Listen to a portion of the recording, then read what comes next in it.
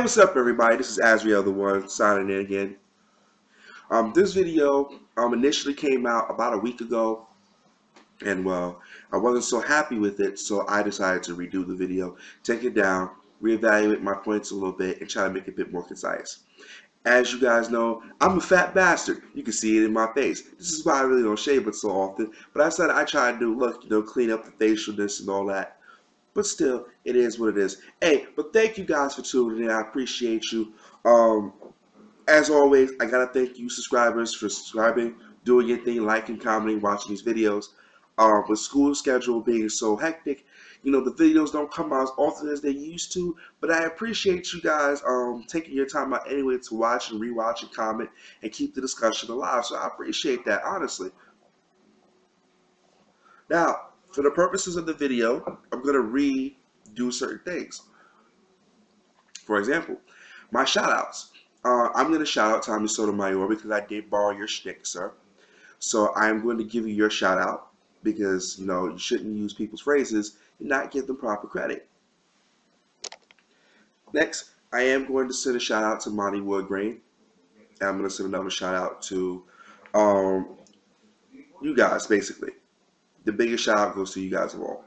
But I'm going to get right into it. Now, as you guys have heard, the DMX issue with George Zimmerman, they're going to fight for charity purposes. Now, what the media doesn't purport for you guys is something easy and simple. I want you guys to pay attention for a minute to DMX's rap sheet. And notice, I'm sure, it involves violence. It involves drugs. What you're dealing with is what the media is not saying, but it's somehow I drew the conclusion of an underlying current, especially with all the smut that was going around Trayvon's personal life at the time during the trial, that, in the court of public speculation, as some of these pundits, was Trayvon's propensity for violence. He was a drug user. Well, here's a surprising little twist that the media didn't purport, but for some reason, it was kind of hinted at. This is the adult Trayvon. This is the black community's one chance, to take a shot on good old Georgie, make him hurt real bad, and do it all in the name of charity. Now, Al Sharpton had a point. We have to be rather careful how we treat this issue. Because George Zimmerman's claim to fame was, well,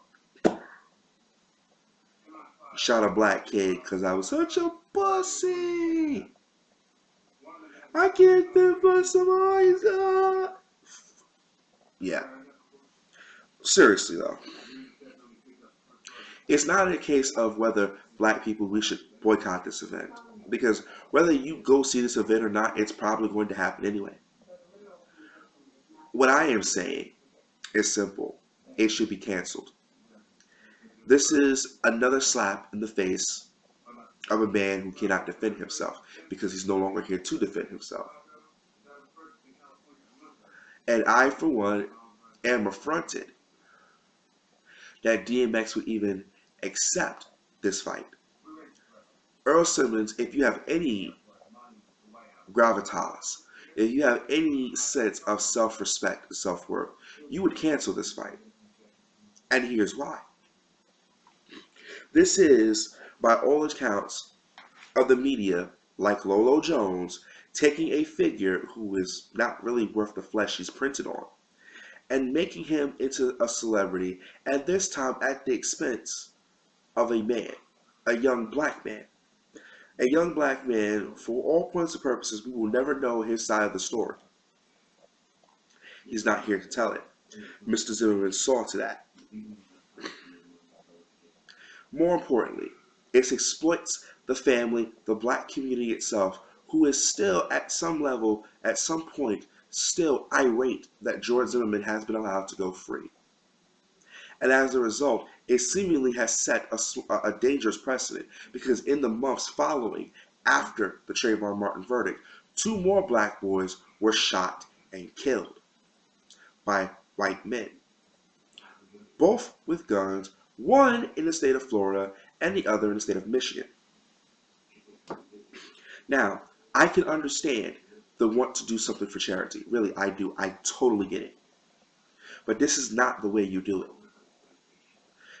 Beating up George Zimmerman does not undo what he's done. If anything, it just makes him a martyr.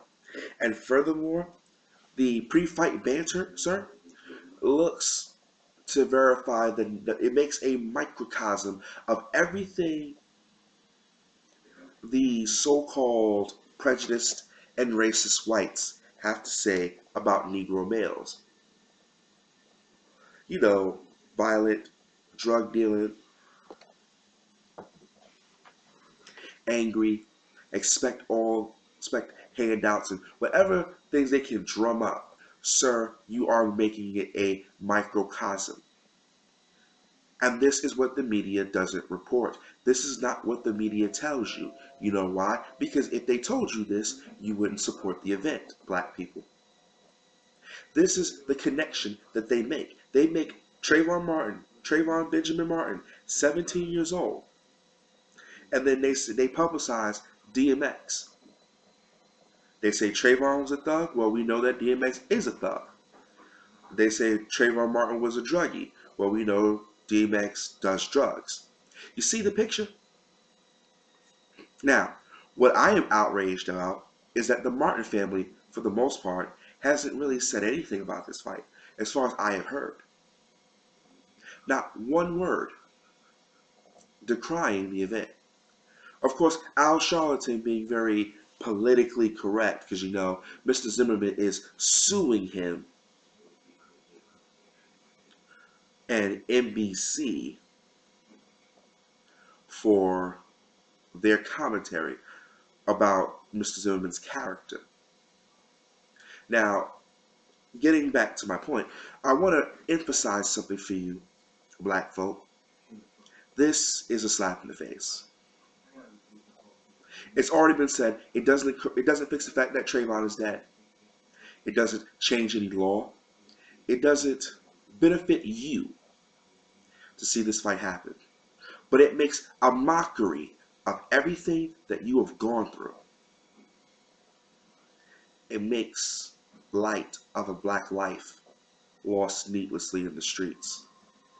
Because someone could not simply use his cognitive ability to assess the situation a little bit more fairly, to assess the situation where he would not have put himself in harm's way trying to be a fucking hero. And the irony is, if George Zimmerman were to have won this fight, it would have proven that that man could have probably defended himself without need of that gun.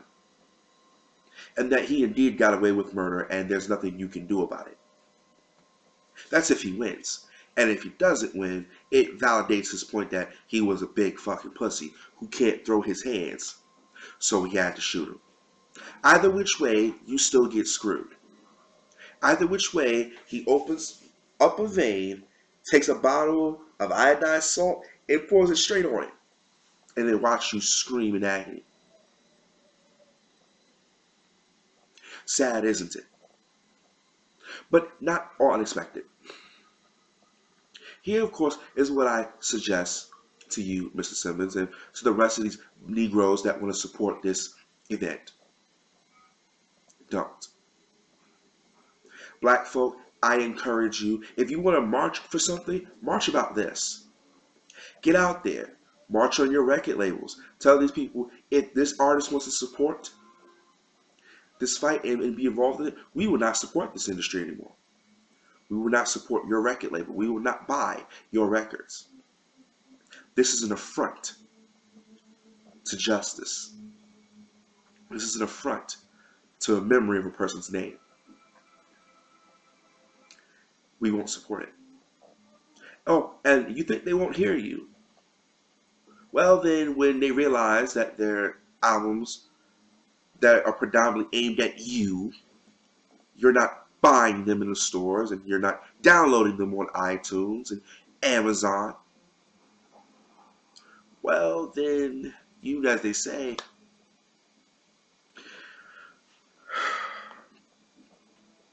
It is what it is, people. I think honestly that you can't change what happened that night, that fateful night. You can't change that. You can't change the fact that the prosecution bungled their case. You can't change the fact that he's walked free. But you can prevent the man from gaining more notoriety. You can prevent this man from making light, and you can prevent the media from making light, and you can prevent foolish black folk thinking they're doing something positive by participating in this three-ring fucking circus. You can do something about that. Hit them where it hurts. Instead of talking about, well, we're going to boycott Florida, which, by the way, good job, because Florida is still going strong and you haven't accomplished anything. You can take this instance and start going after these record labels who are supporting this event and say, we're not buying your products anymore. You can go out there on change.org and start sending out petitions all you like. But until you get out there and seriously show that we're not supporting it, that in fact you're going to rally against it, then what you do means nothing. And where is Al Sharpton and Jesse Craxton anyway? I want to know that. Because, you know, you get one peephole remark out of these jackasses, but you don't hear them say, we got to shut this down. No, it's not possible. But they have a remark for everything else, right? Somebody answer that for me, please. Please. I want to know. Or maybe because Black America, they really don't give a shit. And they know that despite everything, all your black power and black pride, you don't give a shit either. So another Negro child is dead. His name ran through the mud and the muck. And all the while, you see it and do nothing. I wonder, Black America, when are you going to do something? When are you going to stand up and start challenging the system you claim oppresses you?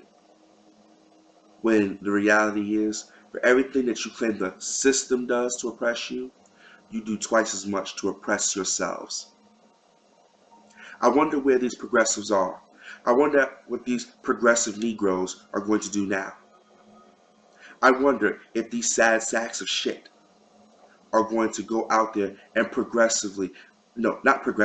vigorously campaign to stop this movement.